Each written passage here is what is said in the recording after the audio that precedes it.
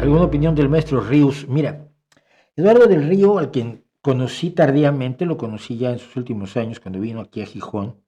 Nos estuvimos riendo un montón, divertidísimo. La única foto que tenemos juntos, estamos escojonados de la risa los dos.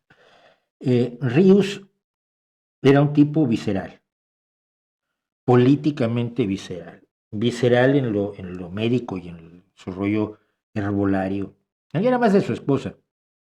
Su esposa lo obligaba a ser vegetariano y luego iba a Editorial Posada, donde yo fui redactor una época, y pedía que le trajeran unas tortas de pierna de este tamaño y fumaba como chimenea, porque claro, en su casa no lo podía hacer.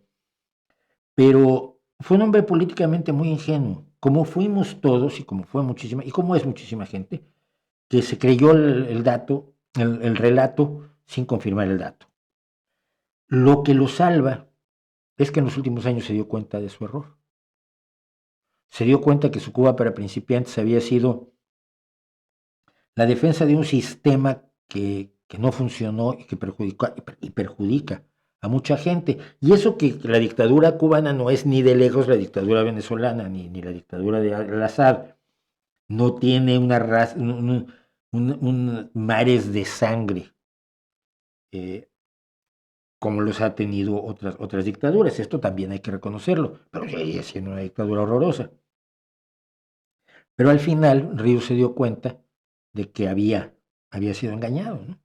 A mí me recuerda mucho eso, una conversación que hubo que se cuenta que hubo entre el asesino de Trotsky y un viejo militante comunista que le dijo, ¿cómo nos engañaron, verdad?